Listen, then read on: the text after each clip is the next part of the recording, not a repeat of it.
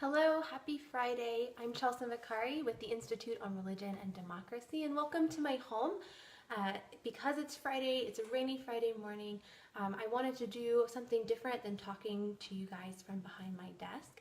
So I thought that I would welcome you into the kitchen because I'm about to put some scones in the oven. And I'm making scones because I plan to eat them while watching the royal wedding tomorrow. And I know I'm not the only one watching. I've actually been invited to royal watch parties. And I saw that it's estimated at least 3 billion people might tune in for the royal wedding tomorrow. And I wrote a little blog post that I thought I'd talk a little bit more about here, about finding the Christian faith at the royal wedding. Last time there was a royal wedding in 2011, I joined girlfriends and we sat around, we ate scones, and then we drank tea and we watched the royal wedding. And I remember being struck by how much rich scripture and Christian social witness there was, and something I didn't expect. I don't know why I didn't expect it. I think I was just more worried about the wedding dress and the groom's reaction at the time. But this year I plan to keep a keen eye on what scriptures are read, what the liturgy looks like. And my colleague Jeff Walton actually shared with me the liturgy, and it's quite beautiful, and I encourage you to read it. It's called The Form of Solemnization of Matrimony. I hope I said that right. And it's a beautiful reading. It cites God as creator. It cites God as the unifier of man and woman. It cites Paul's epistles where he talks about the definition of marriage and the limitations of marriage.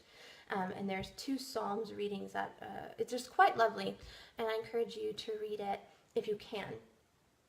So there's some interesting tidbits this year that makes it a little bit different. And this year the royal wedding has invited Bishop Michael Curry of the Episcopal Church to give the official sermon, and that's very unusual because usually the sermon is given by a senior official within the Church of England.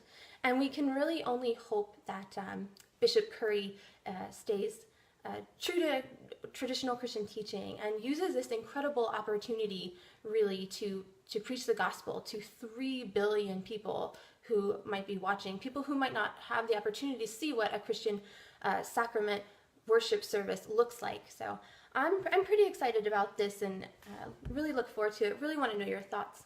My friend Mark Kellner wrote a really fantastic piece over at Religion News Service. Really interesting. He titled it Episcopalians Scramble to Capitalize on Royal Wedding. And we do know that the Episcopal Church is in a bit of decline in the United States here.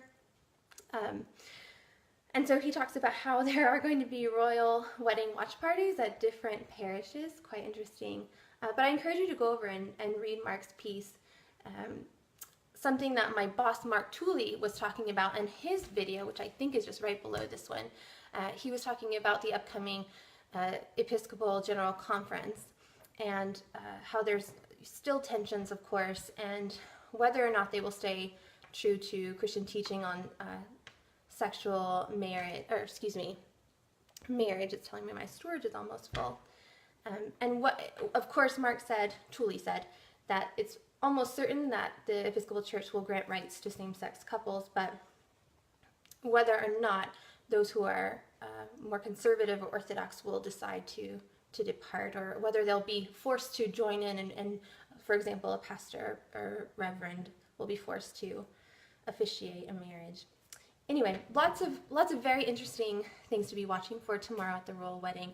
So I'm really interested to hear what Bishop Curry says, and I do pray that this is a great opportunity for those viewers watching to hear the gospel, and I can only pray that it's preached. I can only pray that Bishop Curry stays true to Scripture, and that this will have an impact on some individuals who might be just curious enough to go to the Bible themselves and to read more than what they hear at the royal wedding.